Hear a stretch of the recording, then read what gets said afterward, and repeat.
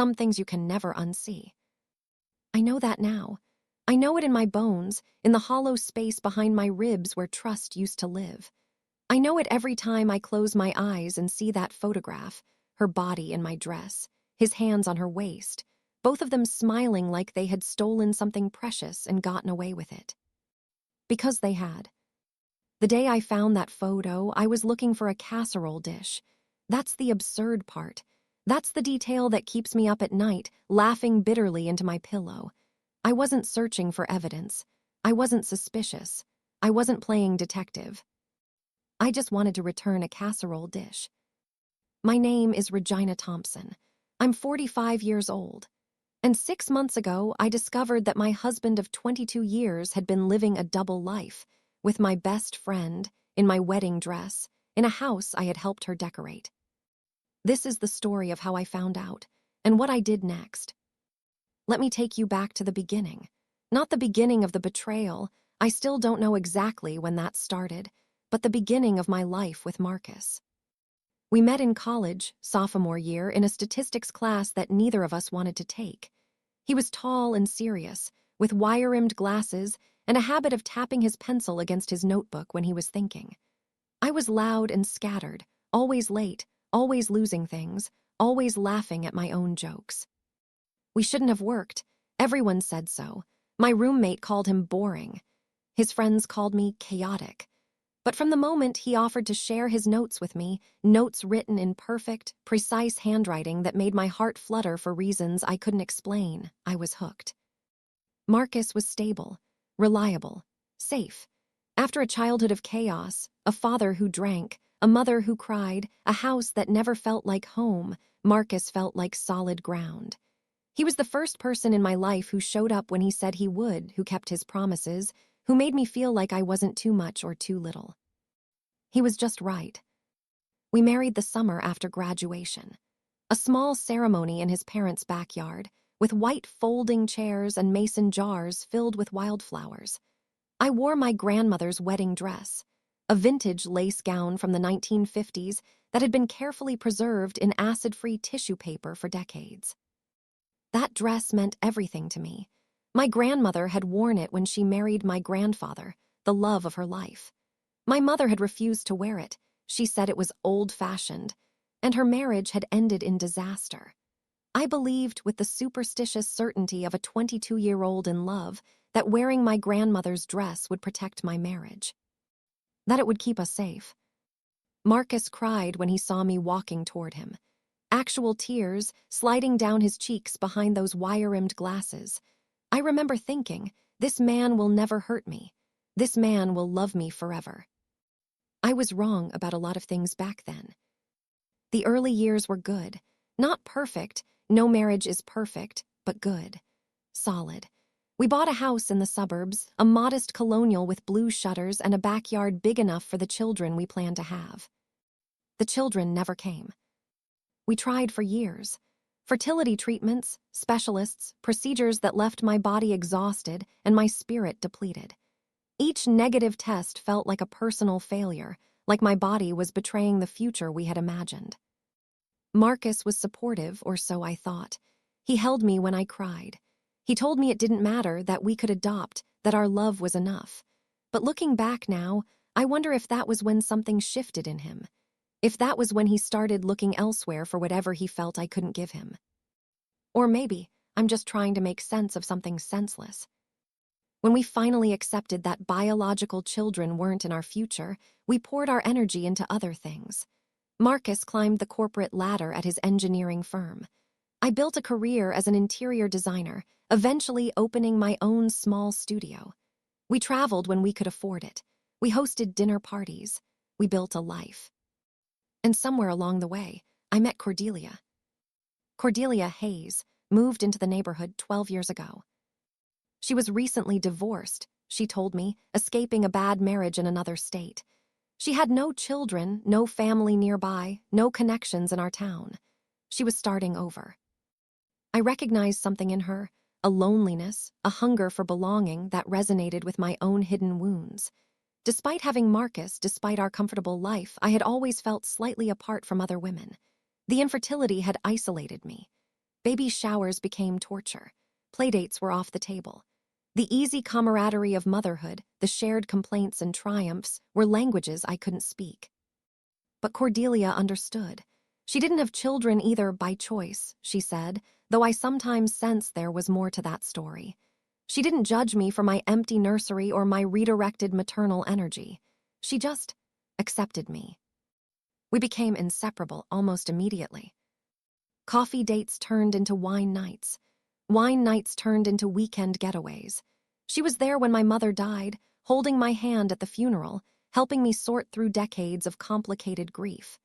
I was there when she had a cancer scare, driving her to appointments, sitting with her during the anxious wait for results. We were more than friends. We were sisters, chosen family. The relationship I had always wanted with a woman and never quite achieved. Marcus liked her well enough, though he found her a bit much at times.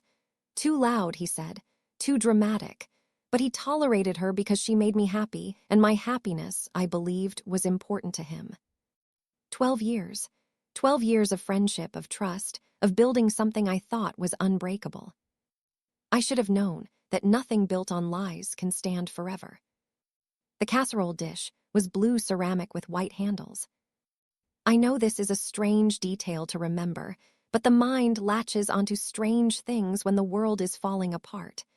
Blue ceramic, white handles, a small chip on the rim from when I had dropped it years ago. Cordelia had borrowed it 3 weeks earlier for a dinner party she was hosting. I hadn't thought much about it until I was reorganizing my kitchen and noticed the empty space where it usually sat. I texted her, asking if I could swing by to pick it up. Of course, but I'm not home right now. Just use the spare key under the frog.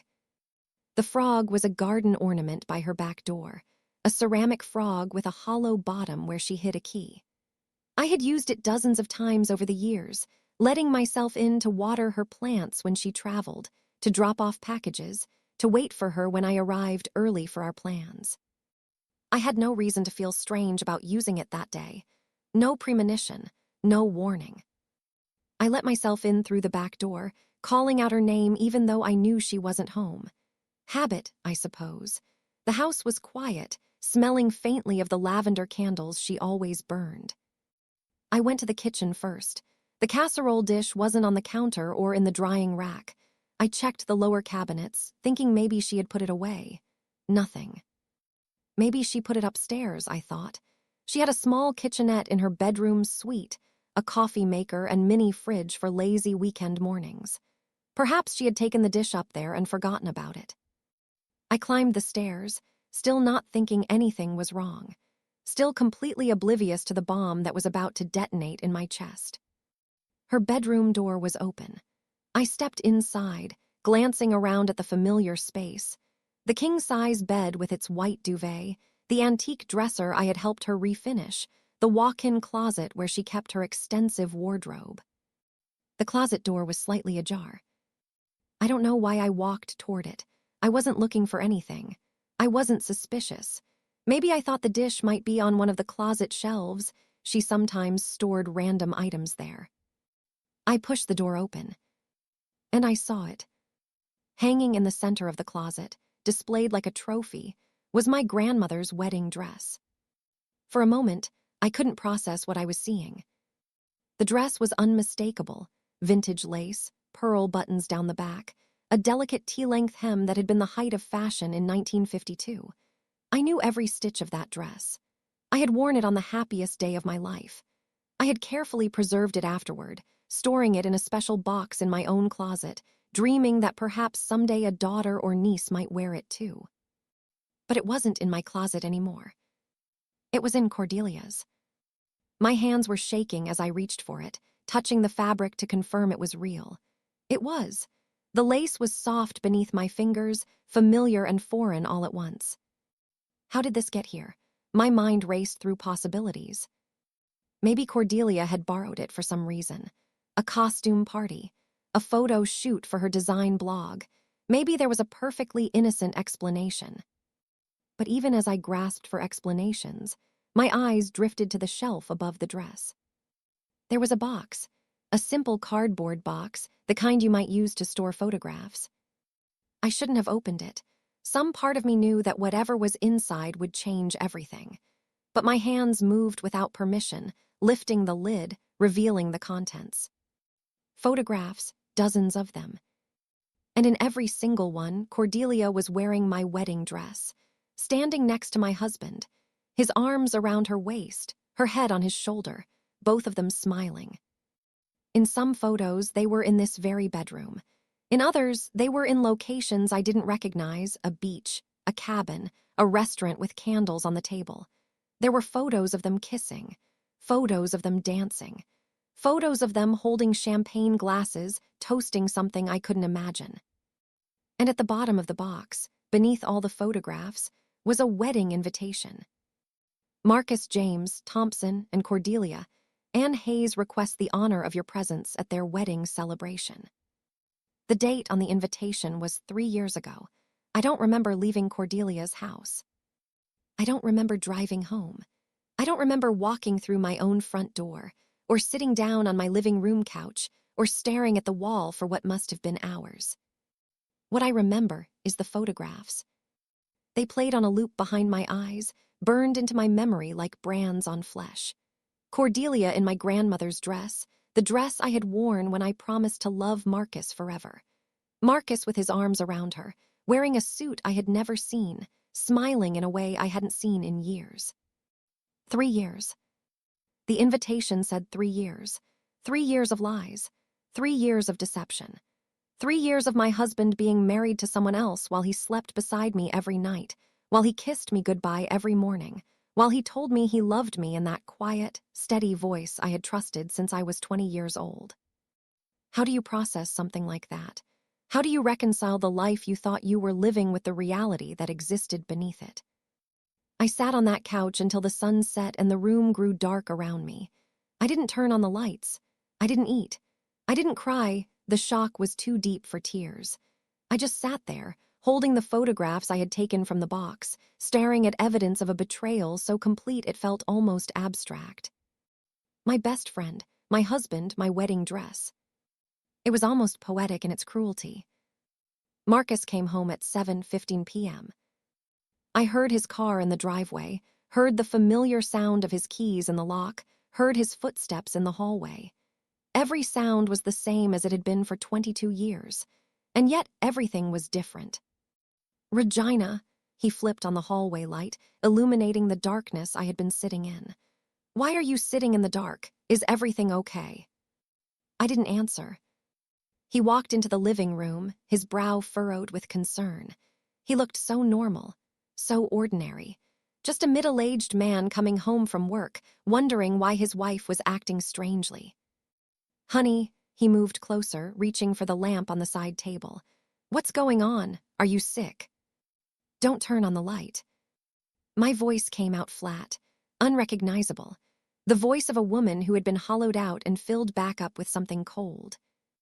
Marcus froze, his hand hovering over the lamp. Regina, you're scaring me. What's wrong? I held up one of the photographs. I couldn't see his face in the darkness, but I could feel the change in the room. The sudden tension, the sharp intake of breath. I found this, I said, in Cordelia's closet, along with about 50 others. Silence. I also found my grandmother's wedding dress, the one I thought was in my closet, the one I wore when I married you. I paused, letting the words settle like stones. Would you like to explain why Cordelia has it? Why she's wearing it in these photographs? Why you're standing next to her like she's your wife? The silence stretched on. In the darkness, I could hear Marcus breathing short, shallow breaths that sounded almost like panic. Regina, he finally said, his voice careful, measured. I can explain. Can you? I laughed, and the sound was ugly. Can you explain how you married another woman 3 years ago? Can you explain how you've been living a double life while I sat here like an idiot, trusting you, loving you, believing every lie that came out of your mouth? It's not what you think. Then tell me what it is. The scream tore out of me, surprising us both. I hadn't meant to raise my voice. I had wanted to stay calm, controlled, to handle this with dignity. But dignity had fled the moment I saw those photographs. I was on my feet now, the pictures falling to the floor around me. Tell me, Marcus. Tell me how finding my husband in wedding photos with my best friend is not what I think. Tell me how there's some innocent explanation for why she has my grandmother's dress. Tell me how the wedding invitation with your names on it means something other than what it obviously means. Marcus was silent, and in that silence, I had my answer. He tried to explain anyway. He sat down heavily on the chair across from me, his head in his hands, and he told me a story. I listened, not because I wanted to understand. I didn't think understanding was possible, but because I needed to know the full scope of what had been done to me. It started 5 years ago, he said. He and Cordelia had grown closer while I was busy building my design business. They had talked at our dinner parties, exchanged messages about insignificant things, developed what he called a connection. I never meant for it to happen, he said, his voice thick with something that might have been regret or might have been performance. It just evolved. Evolved, like a disease, like a mutation, like something natural and inevitable rather than a series of deliberate choices. She understood me, he continued, in ways I didn't feel understood anymore. We grew apart, Regina. You were always working, always stressed. The fertility issues took so much out of us, and we never recovered from that. I felt alone. And Cordelia. Cordelia was there, I finished. My best friend. The woman I trusted more than anyone except you. She was there to comfort you while I was working to build a life for us. While I was dealing with the grief of never having children. While I was trying. I know how this sounds. Do you? Do you really? He looked up at me, his eyes wet in the dim light filtering through the curtains. I'm not trying to make excuses. I just want you to understand how it happened. I don't care how it happened. My voice was ice. I care about the fact that you married her, Marcus. You didn't just have an affair. You didn't just betray our vows. You made entirely new vows to someone else while you were still married to me. I picked up the wedding invitation from where it had fallen. This says you got married in the Maldives, a beach ceremony, intimate and romantic. I read the words on the invitation, each one a knife. Was it beautiful? Was it everything you dreamed of? Did you cry when you saw her in my grandmother's dress? Marcus flinched. The dress was her idea. She said it would be meaningful. Meaningful? I tasted the word like poison. She wore my dress, my grandmother's dress, to marry my husband, and she called it meaningful. Cordelia has always admired you, Regina. She wanted to feel connected to you, even in that moment. She said. Stop. I held up my hand. Stop talking about what she said. Stop making this sound like some twisted tribute to our friendship. She stole my husband. She stole my dress. She has been lying to my face for years while she played house with my spouse. There is nothing meaningful about that. There is only cruelty. Marcus fell silent again. I walked to the window, looking out at the street where Cordelia and I had taken countless walks together. The street where she had brought me soup when I was sick. The street where I had helped her carry furniture into her new house 12 years ago, welcoming her into my neighborhood, my life, my heart. How often? I asked quietly. What? How often did you see her? How did you manage it? I need to know the logistics of my own humiliation. He hesitated, then answered. Mostly when you traveled for work, sometimes when you had evening events. Cordelia would tell you she was busy, and we would. Spend time together, I finished. In her house, in my grandmother's dress, playing husband and wife. Not always the dress. That was only for special occasions. I turned to face him. Disbelief and disgust warring in my chest. Special occasions, like what? Anniversaries of your fake marriage. He didn't answer. He didn't have to. And the house, I continued. That house I helped her decorate, the bedroom I picked out paint colors for, that was your love nest. Regina. Answer me. Yes, his voice was barely a whisper.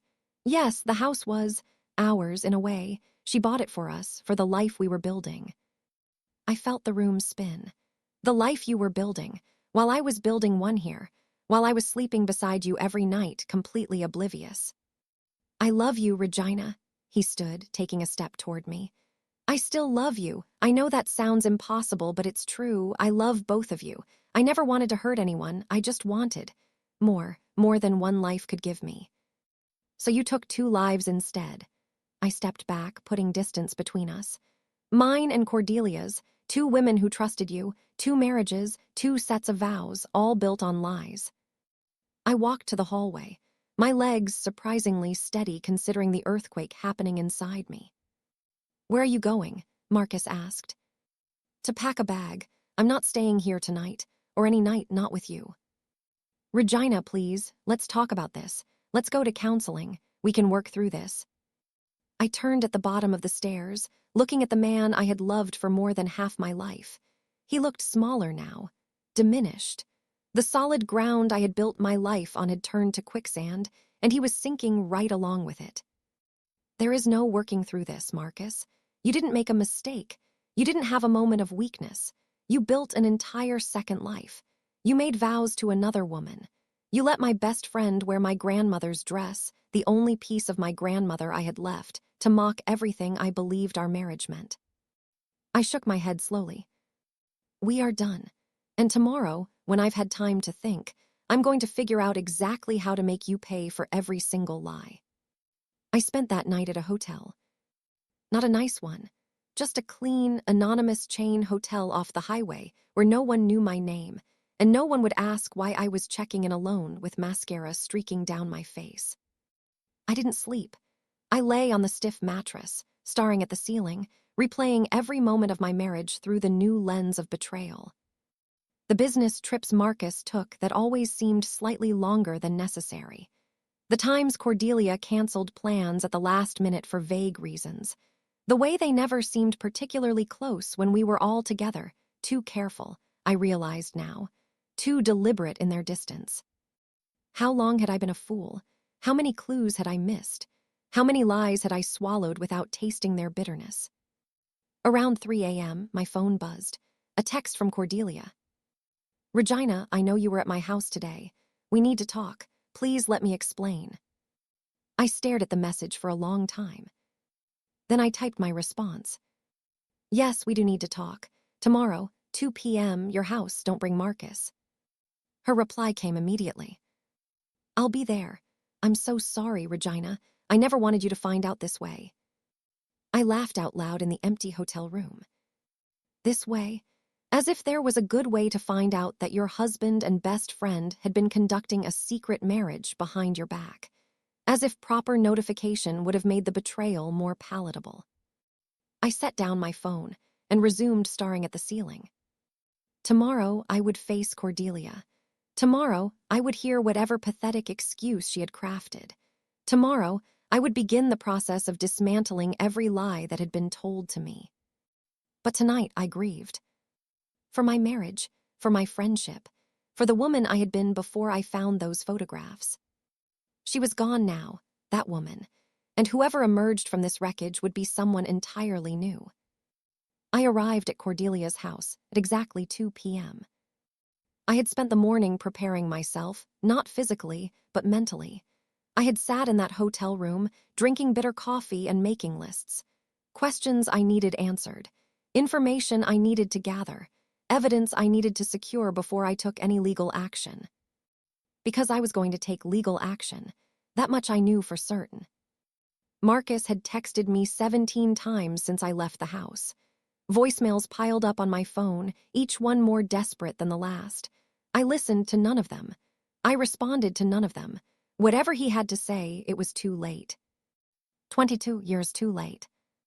I parked in front of Cordelia's house, that charming craftsman bungalow I had helped her find, with its wraparound porch and vintage details that I had sourced from antique shops and estate sales. I remembered how excited she had been when we found the perfect stained glass window for her entryway. How she had hugged me and called me her fairy godmother of design. Now I looked at that house and saw it for what it truly was. A monument to betrayal, a stage set for deception, a home she had built to share with my husband. I walked up the porch steps and knocked on the door. Cordelia answered immediately.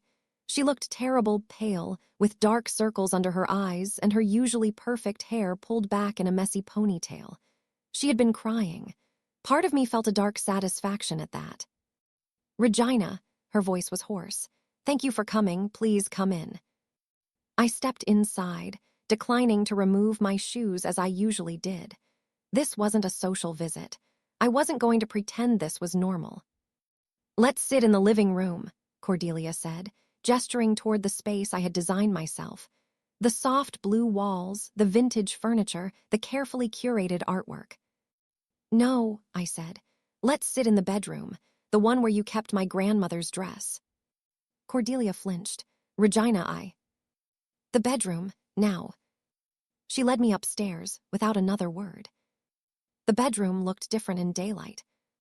The night before, I had been in shock, barely registering my surroundings beyond the closet and its damning contents.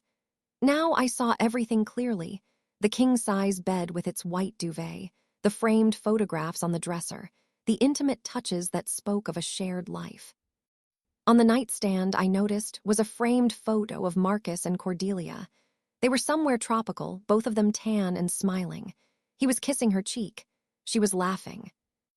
I picked up the photo. "The Maldives," I said. "Your wedding." Cordelia nodded, her eyes filling with tears. "Regina, I know there's nothing I can say to make this okay, but please let me try to explain." "By all means."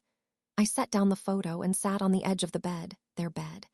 "Explain to me how you spent 12 years pretending to be my friend while you were sleeping with my husband. Explain to me how you wore my grandmother's dress to marry him. Explain to me how you looked me in the eye, week after week, year after year, and lied to my face." Cordelia sat in the chair by the window, her hands twisting in her lap. "I never planned for this to happen," she began. "When I moved to this neighborhood, I was genuinely looking for a fresh start. My divorce had been devastating. I was lonely, broken, trying to rebuild my life." "So you rebuilt it on top of mine." "No, that's not. Please, Regina, let me finish." I crossed my arms and waited. "I met you first," she continued, "and I loved you immediately. You were so warm, so welcoming, so different from the women I had known before. You became my best friend, my sister. I meant every moment of that friendship." "Clearly not every moment." She wiped her eyes with the back of her hand. "The thing with Marcus," it started slowly. "You know how he is, quiet, reserved. I didn't think he even liked me at first. But then we started talking at your dinner parties, and I realized he was lonely too, just like me." "Lonely?" I laughed bitterly. "He had a wife, he had me." "He had you, but he didn't have you. Not really. You were always working, always busy, always focused on building your business. He felt invisible in his own marriage. He told me that." I felt anger surge through me. So this is my fault, because I had a career, because I was trying to build something after we couldn't have children. "No, that's not what I'm saying.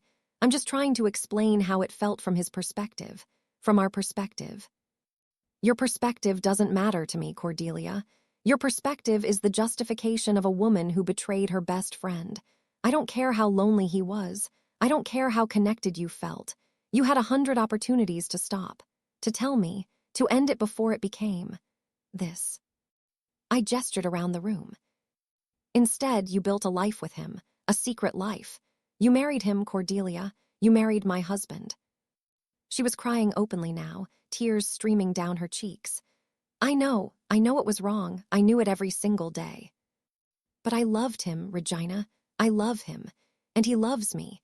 And once we had gone so far down that road, we didn't know how to turn back. So you just kept going. You just kept lying. We were going to tell you, eventually. We had a plan." "A plan?" I stood up, unable to sit still any longer. "What plan? Wait until I was dead. Wait until I found out on my own like I did." "We were going to tell you this year." Her voice was barely a whisper. "Marcus was going to ask you for a divorce, and then, after a decent interval, we were going to go public. He was going to say he met me after the divorce. No one would have known the truth. Except the truth would have still been the truth. The years of deception, the secret wedding, my grandmother's dress." I walked to the closet and opened it. The dress was still there, hanging in the center like a ghost. "Why this dress?"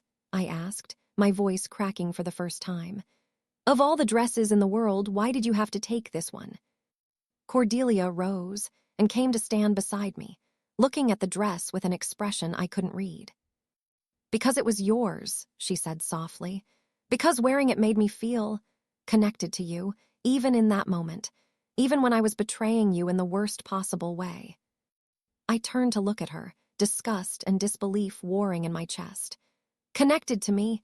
You wanted to feel connected to me while you were marrying my husband. I know it sounds crazy, but Regina, you have to understand I never wanted to hurt you. I wanted to be you. I wanted your life, your husband, your confidence, your sense of belonging. I wanted everything you had.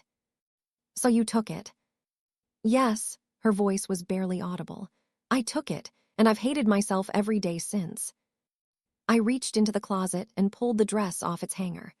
The lace felt fragile in my hands, delicate and precious, a piece of my grandmother's memory that had been corrupted by this woman's twisted devotion.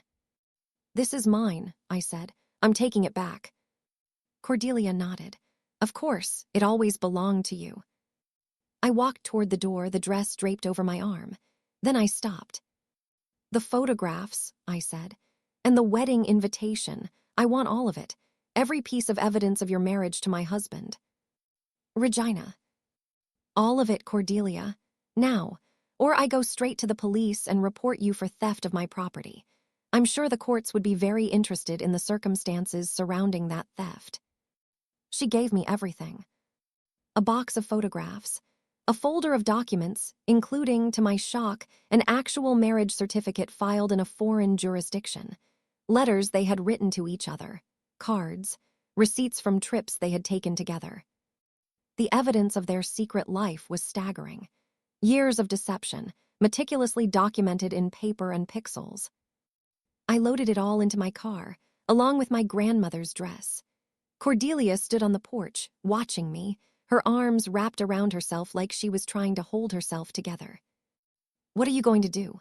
She asked as I opened my car door. I looked at her, this woman I had loved like a sister, this woman who had stolen everything from me while smiling to my face. I'm going to destroy both of you, I said calmly, and I'm going to make sure everyone knows exactly what you did. Regina, please, think about what that will do to all of us, to Marcus's career, to your reputation. My reputation, I laughed, the sound sharp and cold. You're worried about my reputation? I'm the victim here, Cordelia.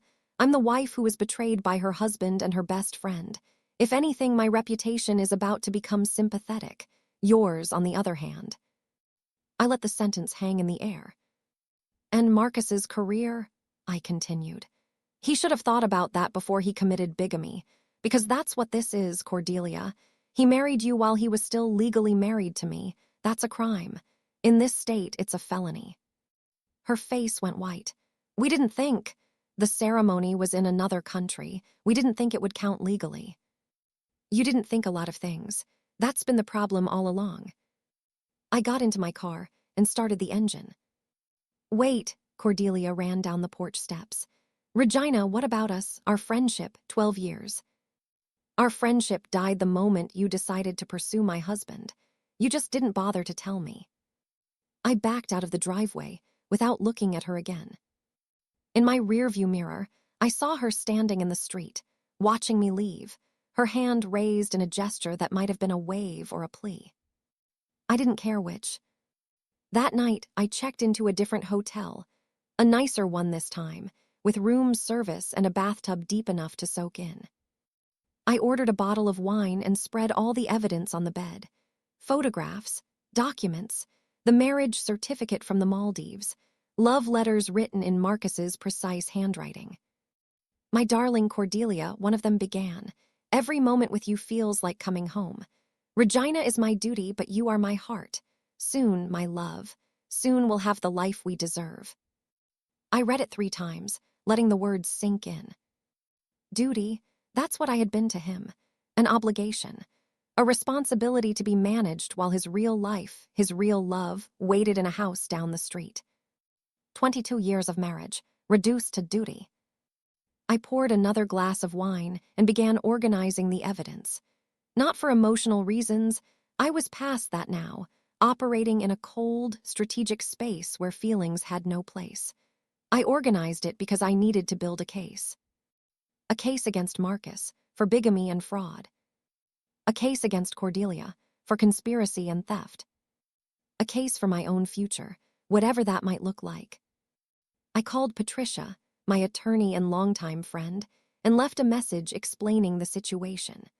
Then I called my financial advisor to ensure Marcus couldn't access or move any of our joint assets before I filed for divorce. By midnight, I had a plan. Tomorrow, I would begin executing it. And by the time I was done, Marcus and Cordelia would understand the true cost of their betrayal. The next 2 weeks were a masterclass in controlled fury. I had always been organized. It was what made me a successful interior designer, the ability to manage 100 moving parts while keeping the final vision clear. Now, I applied those same skills to the systematic dismantling of my husband's secret life. Patricia, my attorney, was horrified when I showed her the evidence. She had known Marcus for years, had attended our dinner parties, had considered us one of the most stable couples in her social circle. "Regina," she said, spreading the photographs across her conference table, "this is extraordinary and extraordinarily damaging to him. That's what I'm counting on." She picked up the marriage certificate from the Maldives, examining it carefully. "This is a legally recognized jurisdiction. If this document is authentic, and it appears to be Marcus committed bigamy, that's a degree felony in the state, up to 5 years in prison." "I'm aware." Patricia looked at me over her reading glasses. "Are you sure you want to pursue criminal charges? It will be messy, public. Your marriage, your private life, it will all be exposed." "I want justice," I said simply. "And I want everyone to know exactly what kind of man Marcus Thompson really is." She nodded slowly. "Then let's build an airtight case." The first step was financial. Marcus and I had joint accounts, joint investments, joint ownership of our home. But over the years, he had also accumulated assets I knew nothing about, money siphoned into accounts I had never seen, investments made without my knowledge, a financial infrastructure designed to support his double life. Patricia connected me with a forensic accountant named Gerald, a soft-spoken man with wire-rimmed glasses who reminded me painfully of the Marcus I had first fallen in love with. But unlike Marcus, Gerald was exactly what he appeared to be: meticulous, honest, and devastatingly thorough. "Your husband has been moving money for at least 6 years," Gerald reported after a week of investigation. "Small amounts at first, then larger sums. Approximately $340,000 has been transferred to accounts that are not jointly held." I felt the number like a physical blow. $340,000. Our money, my money, partially, funneled into his secret life. Where did it go? Gerald consulted his notes. A significant portion went toward the purchase of the house on Maple Street. Cordelia's house, the house I had helped decorate. "He bought her the house," I said, the realization settling into my bones. "He used our money to buy her the house." "It appears so. The deed is in her name, but the funds for the down payment and many of the mortgage payments came from accounts he controlled." I thought about all the times Cordelia had talked about her divorce settlement, the money she claimed her ex-husband had given her in exchange for a clean break. It had all been a lie. She hadn't bought that house with her own resources. She had bought it with mine. "Can we recover it?" I asked Patricia. "We can certainly try. Community property laws are on your side. Any assets acquired during your marriage, regardless of whose name they're in, are subject to division. And given the circumstances, I expect a judge will look very favorably on your claims." I nodded, making a mental note. The house on Maple Street, another thing to add to my list. The second step was documentation. I had taken the box of photographs and letters from Cordelia's house, but I knew there was more. Digital evidence, emails, text messages, the full archive of their communication over the years. I couldn't access Marcus's phone or email directly. That would be illegal, Patricia warned me. but I could access our shared cloud storage, where we had backed up photos and documents for years. Late one night, I logged into the account and began searching. What I found made the photographs look tame. Years of emails between Marcus and Cordelia, detailed discussions of their wedding plans, arguments about whether to tell me, reconciliations after those arguments, full of passionate declarations and promises of forever. And then, buried deep in a folder marked work documents, I found something else. Life insurance policies. Marcus had taken out 2 separate policies on my life, totaling $2 million. $1 was 5 years old. The other was only 6 months old. I stared at the screen, my blood running cold. $2 million, payable to Marcus as the beneficiary, taken out without my knowledge or consent. I thought about the plan Cordelia had mentioned, the plan to tell me this year, to ask for a divorce, to go public with their relationship. But what if that wasn't the real plan? What if the real plan had been something far more sinister? I called Patricia first thing the next morning. "I need you to look at something," I said, sending her the screenshots I had taken of the life insurance policies. "And I need you to tell me if I'm being paranoid." She was silent for a long moment after receiving the files. Then she said, "Regina, I'm going to need you to come to my office. Now." An hour later, I was sitting across from her, watching as she examined the policies with growing concern. "The amounts are significant," she said slowly, "and the timing is troubling. The second policy was taken out just 6 months ago." "Yes, without my knowledge, I never signed anything." Patricia's expression darkened. "If you never signed anything, then someone forged your signature. That's fraud. And combined with the bigamy, the financial deception, and the secret marriage." She paused, choosing her words carefully. "Regina, I'm not a criminal attorney, but I think we need to involve one, and possibly the police." "You think he was planning to kill me?" It wasn't a question. The evidence was too clear, the pattern too obvious. "I think we need to consider that possibility," Patricia said. "And I think we need to make sure you're safe, starting immediately." That afternoon, I moved out of the hotel and into Patricia's guest house. I changed my phone number. I notified my bank to flag any unusual activity on my accounts. I documented everything, every email, every photograph, every policy, and stored copies in multiple secure locations. If Marcus or Cordelia tried anything, I would be ready. But I wasn't just going to play defense. I was going to strike first. The opportunity came sooner than I expected. Marcus and Cordelia, apparently believing they were still in control of the situation, had continued their routines. Marcus went to work every day at the engineering firm. Cordelia continued posting on her social media accounts, carefully curated images of home decor and inspirational quotes. They hadn't lawyered up yet. They didn't know the extent of what I had discovered. They thought I was a heartbroken wife, too devastated to think strategically. They had no idea who they were dealing with. I reached out to a journalist I had worked with years ago on a feature about interior design trends. Her name was Meredith, and she now worked for the city's largest newspaper, covering features and human interest stories. "I have a story for you," I said when she answered my call. "An exclusive, about betrayal, bigamy, and a secret marriage that will shock this entire community." Meredith was intrigued. "Tell me more." I told her everything. I showed her the photographs, the marriage certificate, the evidence of financial fraud. I gave her access to documents that painted a clear picture of what Marcus and Cordelia had done. "This is incredible," Meredith said when I finished. "Are you sure you want to go public? This will change everything. For you, for them, for everyone involved." "I'm sure," I said. "I want the truth to come out, all of it." "What about the life insurance policies?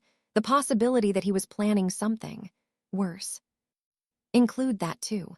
Let people draw their own conclusions." Meredith studied me with something like respect. "You're not just hurt, you're angry."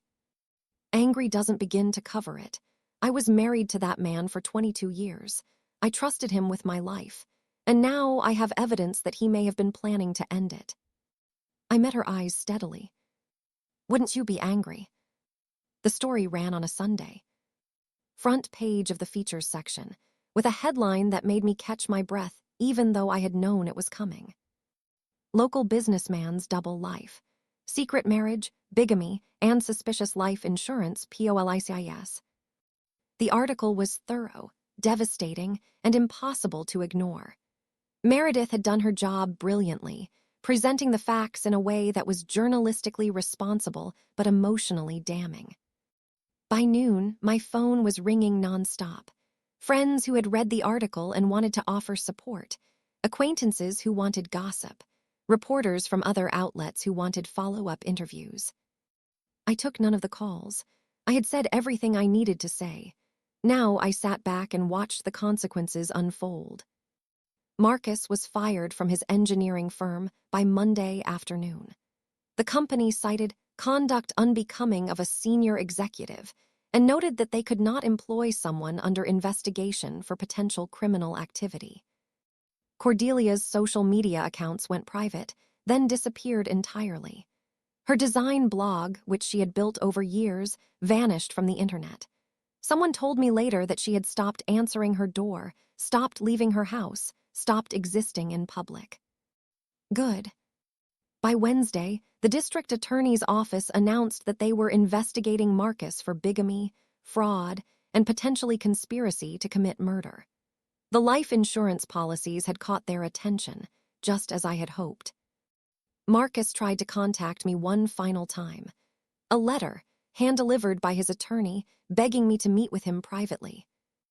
Regina, it read, I know you're angry, I know I've destroyed everything. But please let me explain. The life insurance policies were for our retirement planning. I never intended to hurt you. I never intended any of this. Please give me a chance to make this right. I love you. I have always loved you. Marcus. I read the letter once. Then I fed it through the shredder in Patricia's office. The criminal trial took place 8 months later. Marcus was charged with bigamy and fraud. The murder conspiracy charge was ultimately dropped. There wasn't enough evidence to prove intent beyond a reasonable doubt, but the other charges stuck. He was found guilty on all counts. The judge sentenced him to 3 years in state prison, citing the calculated and sustained nature of the deception as an aggravating factor. Cordelia was charged as an accessory to fraud. She had known about and benefited from the financial deception, and received 2 years of probation plus community service. Her reputation was destroyed. Her design blog, her social presence, her carefully cultivated image of a successful, independent woman, all of it crumbled to dust. She moved away 6 months after the trial, destination unknown. I didn't care where she went, as long as she was gone. The divorce was finalized a year after I found those photographs. I received the house, a significant portion of our investments, and a settlement that acknowledged the financial fraud Marcus had committed. I also received sole ownership of several assets he had hidden, including, ironically, a portion of the money he had used to buy Cordelia's house. That house was sold as part of the settlement. Cordelia had no claim to it, legally speaking. Since Marcus had purchased it with community funds, the proceeds went to me. I donated every penny to a women's shelter. I didn't want that money. I didn't want anything that had been touched by their betrayal. But I wanted it to do some good in the world, to help other women who had been deceived and abandoned and needed a place to start over. The way I was starting over. Starting over at 46 is not what I imagined my life would look like. When I was young, I had plans, timelines, a clear vision of how things would unfold: marriage, children, career, retirement, growing old with the person I loved. Life was supposed to be linear, predictable, safe. But life doesn't follow our plans. It breaks them apart and scatters the pieces, and we're left to decide whether to mourn what we've lost or build something new from the wreckage. I chose to build. The first thing I did was reclaim my grandmother's wedding dress. I had taken it from Cordelia's closet, but it had sat in my own closet for months, untouched. Every time I looked at it, I saw her wearing my dress, standing next to my husband, smiling in photographs that should never have existed. The dress was contaminated, poisoned by association. I considered burning it, cutting it to pieces, destroying it as thoroughly as they had destroyed my trust. But one evening, I took it out and really looked at it. I ran my fingers over the lace, traced the delicate pearl buttons, remembered my grandmother's hands, hands that had sewn these seams, that had held my mother as a baby, that had held me when I was small. This dress wasn't about Marcus. It wasn't about Cordelia. It was about my grandmother, a woman who had loved fiercely and lived fully and passed down a legacy of strength that I was only now beginning to understand. I took the dress to a restoration specialist, a woman who worked with vintage textiles and understood the weight of what I was asking. I want it cleaned, I told her. Professionally, completely. I want every trace of what happened removed. She examined the dress carefully, noting areas of wear and subtle damage.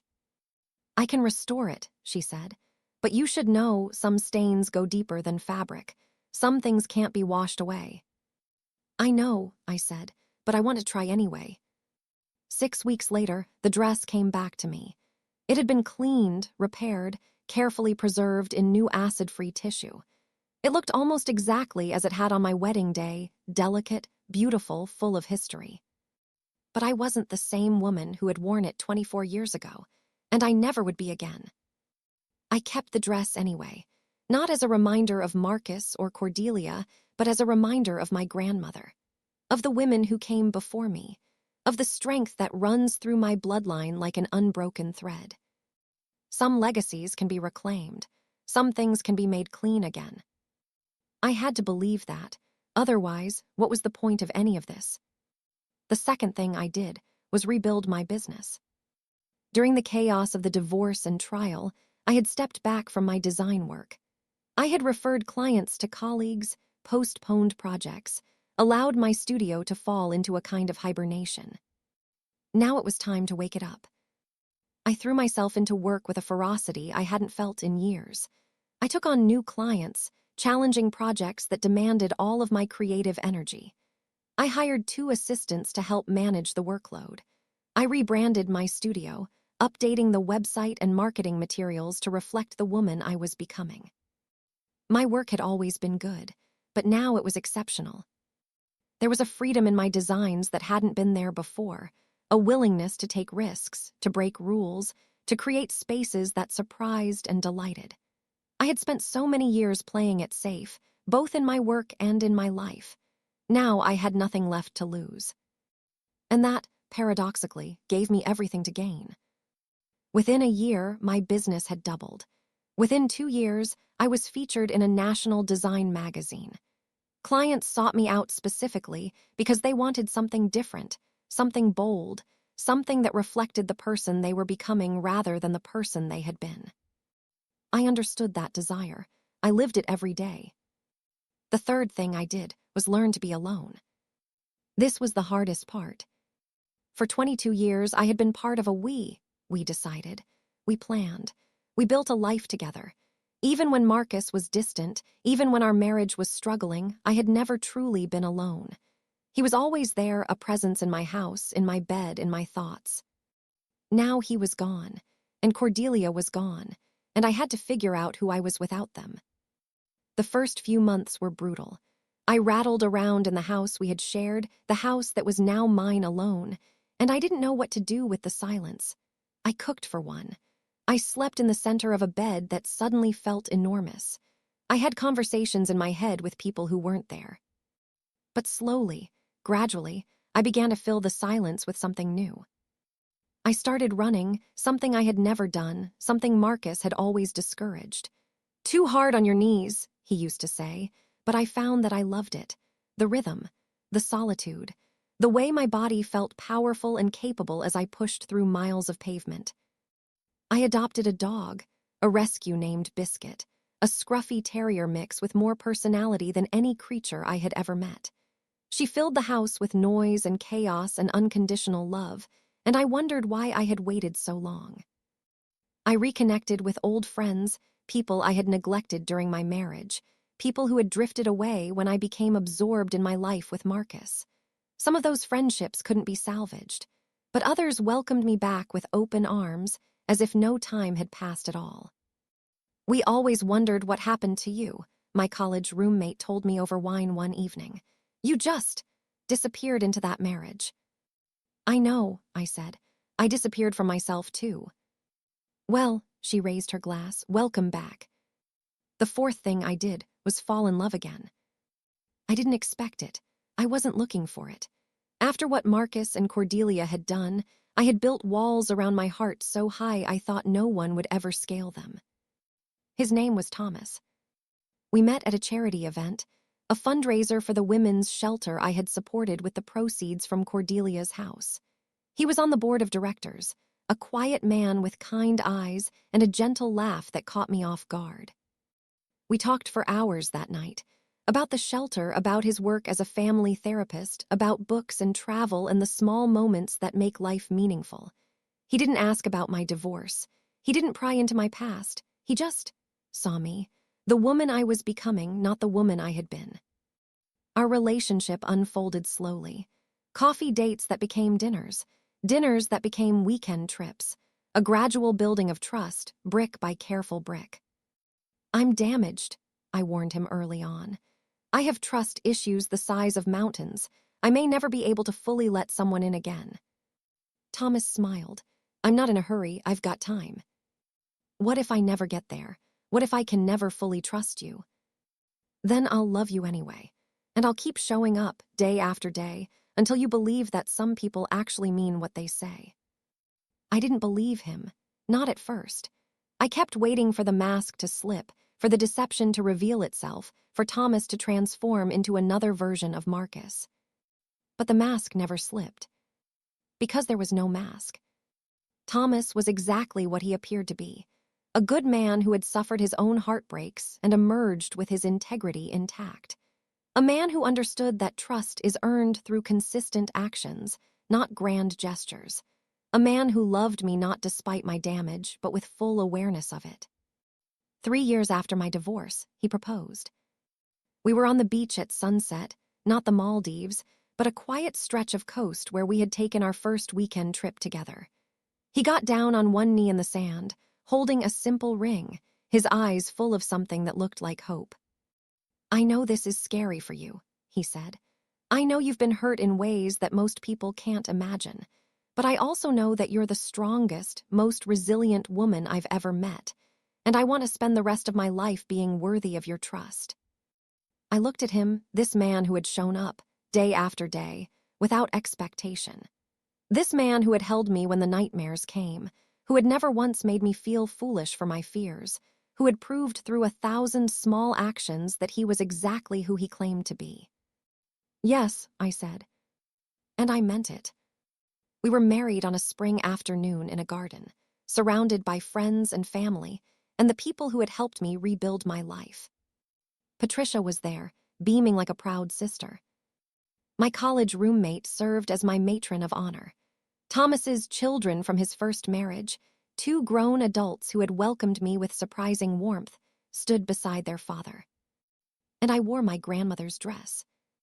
It had been altered slightly to fit my 50-year-old body, but the lace was the same. The pearl buttons were the same. The legacy was the same. When I walked down the aisle, I thought about all the women who had come before me. My grandmother, who had married for love in 1952. My mother, who had married for security and found only sorrow. Cordelia, who had stolen my dress and my husband and ultimately destroyed herself. And me, Regina, survivor, thriver. A woman who had been broken and had chosen, against all odds, to become whole again. Thomas cried when he saw me, actual tears sliding down his cheeks, catching the afternoon light. Just like Marcus had cried, all those years ago. But this time, I knew the tears were real. This time, I knew the man behind them was worthy of my trust. This time, I was marrying for the right reasons. After the ceremony, as guests mingled and music played and champagne flowed, I slipped away to a quiet corner of the garden. I needed a moment alone, a moment to breathe, a moment to absorb the magnitude of what I had done. I had rebuilt my life. Completely. From the ashes of betrayal, I had constructed something beautiful, a career I was proud of, friendships I treasured, a love I had earned through years of difficult work. I thought about Marcus, serving his sentence in a minimum security prison upstate. I thought about Cordelia, living somewhere far away under circumstances I would never know. I thought about all the pain they had caused, all the damage they had inflicted, all the ways they had tried to destroy me. And I realized something. They had failed. They had taken everything from me, my marriage, my trust, my sense of safety in the world. They had made me doubt my own judgment, my own worth, my own ability to love and be loved. But they hadn't destroyed me. I had taken the wreckage of my old life and transformed it into something stronger, something more authentic, something that belonged entirely to me. That was my revenge, not the public exposure, not the criminal charges, not the financial settlement. My revenge was this: standing in a garden on my wedding day, wearing my grandmother's dress, loving a man who deserved me, surrounded by people who saw me for exactly who I was. My revenge was happiness. And it was sweeter than anything I could have imagined. 5 years have passed since I found those photographs. 5 years since I stood in Cordelia's closet, holding my grandmother's dress, staring at images that shattered everything I thought I knew. 5 years since I walked out of my old life and began the painful, beautiful process of building a new one.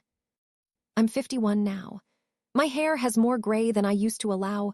I stopped dyeing it 2 years ago, deciding that the silver streaks were medals I had earned. My face has new lines, particularly around my eyes, the kind that come from squinting into the sun and laughing at things that genuinely delight you. I look different than I did before. I look like a woman who has survived something and emerged transformed. Because that's exactly what I am. Thomas and I live in a house we chose together. Not the colonial with blue shutters where I spent 22 years with Marcus, but a craftsman cottage near the water, with big windows and a garden where I grow tomatoes and herbs. Biscuit has a dog door that leads to the backyard, and most mornings I find her sunbathing on the patio, her scruffy belly turned toward the sky. My design business continues to thrive. I've expanded into consulting work, helping other women rebuild their spaces after major life transitions, divorce, widowhood, empty nesting. There's something deeply satisfying about helping someone transform their environment to match who they're becoming. I understand that process intimately. Thomas and I travel when we can, modest trips to places neither of us has seen, collecting experiences instead of things. Last year we went to Portugal. This spring, we're planning a trip to Japan. He takes photographs. I sketch in a notebook I carry everywhere. We've become the kind of couple who can sit in comfortable silence for hours, each absorbed in our own work, occasionally looking up to share something small. "Look at this light," he'll say, gesturing toward a sunset. "Look at this pattern," I'll reply, showing him a tiled design I've captured in pencil. It's ordinary. It's mundane. It's exactly what I spent 22 years pretending to have with Marcus. The difference is that now it's real. I don't think about Marcus often anymore. He served 2 years of his 3-year sentence and was released on good behavior. I received notification from the state, a formal letter informing me of his release date and reminding me of the protective order that remained in place. I didn't feel anything when I read the letter. No fear, no anger, no satisfaction. Just emptiness, the hollow space where our marriage used to live, now filled with other things. Someone told me he moved to another state after his release. Started over somewhere no one knew his name, somewhere the newspaper article hadn't followed him. I hope he found peace. I hope he learned something from what happened. But honestly, I don't care either way. His life is no longer connected to mine. Whatever he does, whoever he becomes, it doesn't touch me. He exists in a separate universe now, one I have no interest in visiting. That's the thing about betrayal. At first, it consumes you. You can't think about anything else. The person who hurt you occupies every corner of your mind, every beat of your heart, every moment of your waking life. But time passes, and if you do the work, the hard, painful, necessary work of healing, you eventually reach a point where they simply fade. Marcus faded. I barely remember what his voice sounds like. Cordelia took longer. The betrayal by Marcus was devastating, but in some ways it was predictable. Statistics about infidelity, about men who stray, about marriages that crumble under the weight of secrets. I had always known, on some level, that these things happened. I just never thought they would happen to me. But Cordelia was different. Cordelia was my best friend, my sister by choice. The woman I had trusted with my fears, my dreams, my insecurities. The woman who had held my hand at my mother's funeral, who had brought me soup when I was sick, who had listened to me complain about Marcus during our long walks through the neighborhood. She had done all of those things while sleeping with my husband, while planning a secret life with him, while wearing my grandmother's dress in photographs that were meant to replace me entirely. That betrayal cut deeper than anything Marcus had done, because it wasn't just about love or desire or whatever Marcus had felt for her. It was about friendship, about the sacred bond between women who choose to support each other through life's difficulties. She had violated that bond in the most grotesque way imaginable. For a long time, I couldn't think about her without feeling physically ill. The mere mention of her name made my stomach clench. I had nightmares about her face, always smiling, always lying, always wearing my dress. But eventually, even Cordelia faded. I heard through the grapevine that she had moved to the Southwest somewhere. Arizona, maybe, or New Mexico. She had apparently abandoned interior design entirely, was working in some other field, living under her maiden name. Starting over. Just like I had. The difference was that her fresh start was born from shame. Mine was born from strength. I don't wish her ill anymore. That surprised me when I first realized it, the absence of malice, the emptiness where hatred used to live. But hatred requires energy. It requires attention. And I had spent too many years giving my energy and attention to people who didn't deserve it. I had none left for Cordelia. I hope she found peace. I hope she learned something. I hope she never again destroys another woman's life in pursuit of something that was never hers to take. But like Marcus, she no longer occupies space in my heart. She's just gone. And that, more than anything, feels like victory. Last month, I received a letter. It arrived on a Tuesday, tucked between bills and catalogs, a plain white envelope with no return address. I almost threw it away without opening it, assuming it was junk mail. But something made me pause. Something about the handwriting, hesitant, careful, familiar. I opened it. Dear Regina, I don't expect you to read this. I don't expect you to respond. I don't expect anything from you at all, but I needed to write it anyway. I'm sorry. Not for the affair, you know about that, and sorry doesn't begin to cover it. I'm sorry for the friendship. I'm sorry for the 12 years I pretended to love you while I was betraying you.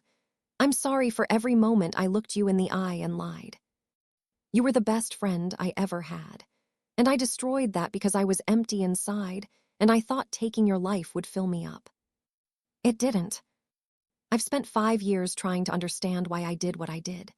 Therapy, self-reflection, long nights staring at ceilings in apartments where nobody knows my name, and I still don't fully understand it.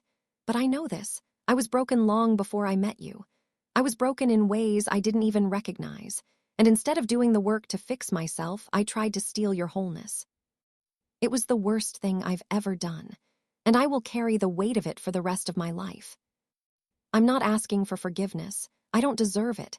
I'm just asking you to know that I see it now. I see what I did. I see the person I was, and I'm trying desperately, imperfectly, to become someone different.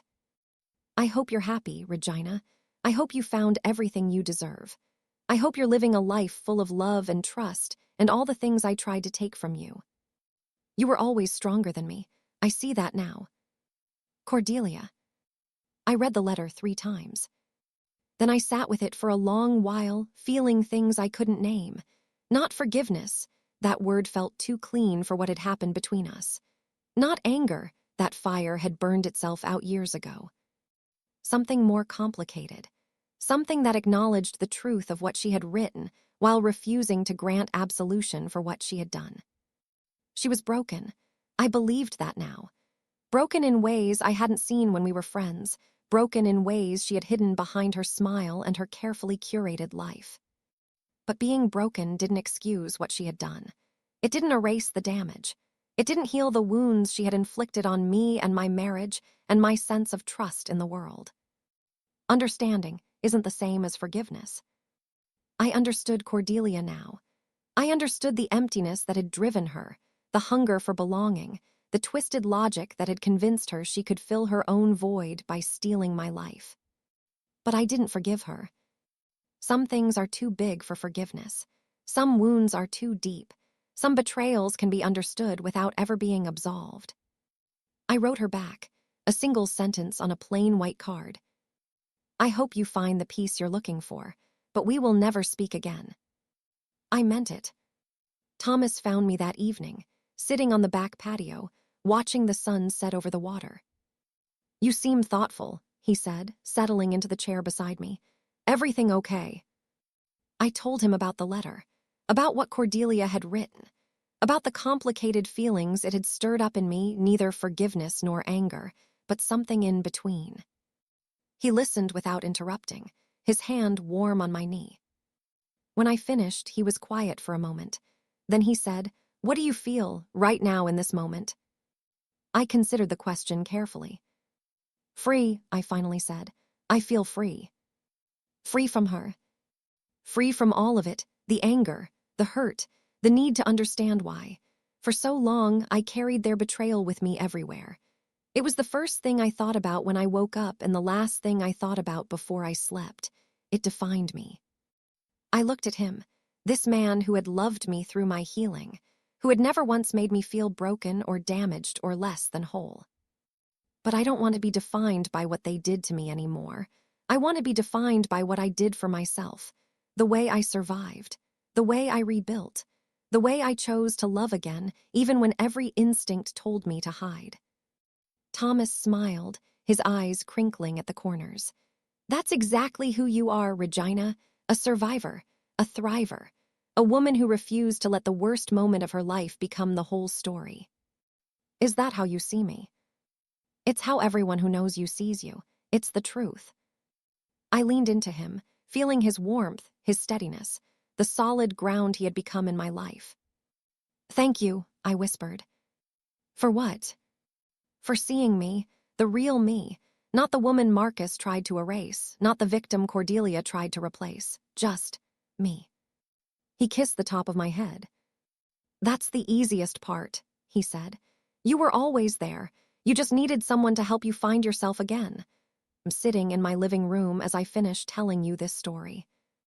The morning light is streaming through the windows. Biscuit is snoring at my feet. Thomas is in the kitchen, making coffee, humming a song I don't recognize. The house smells like lavender and fresh bread and home. This is my life now, quiet, peaceful, real. It took me 51 years to get here. 22 of those years were spent in a marriage built on lies. 5 of those years were spent recovering from the devastating discovery of those lies. And the remaining years, the early ones before Marcus, were spent preparing me for all of it, though I didn't know it at the time. Every heartbreak, every disappointment, every moment of chaos in my childhood home, every tear I cried over a pregnancy that never happened, every hour I spent building a career instead of building the family I thought I wanted. All of it led me here. To this house, to this man, to this version of myself, scarred but strong, wounded but whole. If you're listening to this story, I want you to know something. Maybe you've been betrayed. Maybe someone you trusted, a spouse, a friend, a family member, has done something unforgivable. Maybe you're sitting in the wreckage of your old life, unable to imagine how you'll ever put the pieces back together. I've been there. I've sat in that darkness.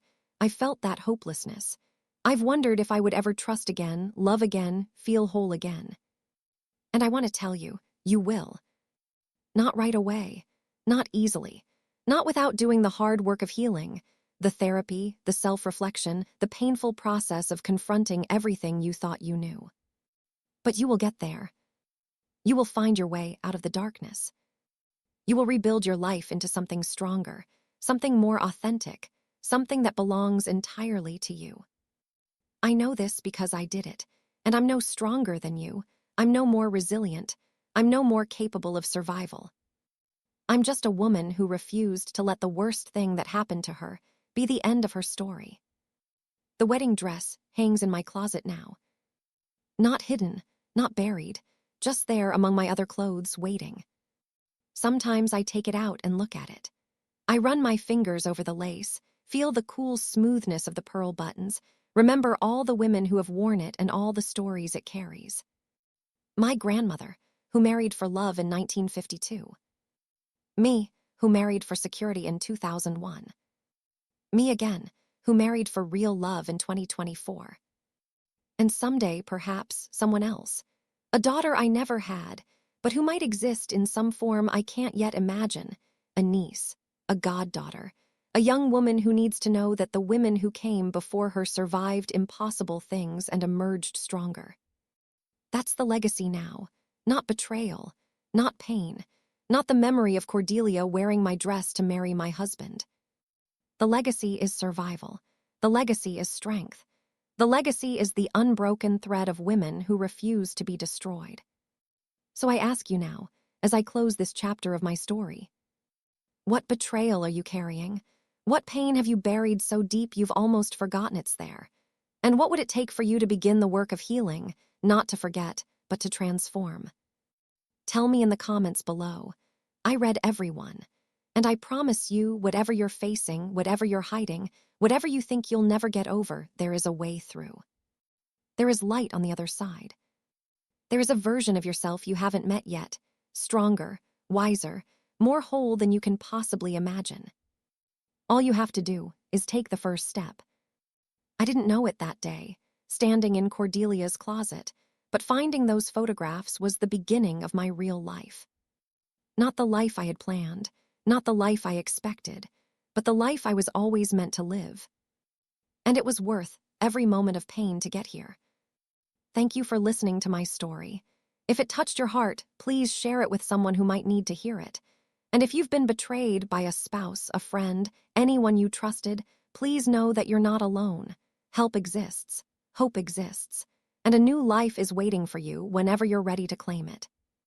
Until next time, take care of yourselves and each other. With love, Regina.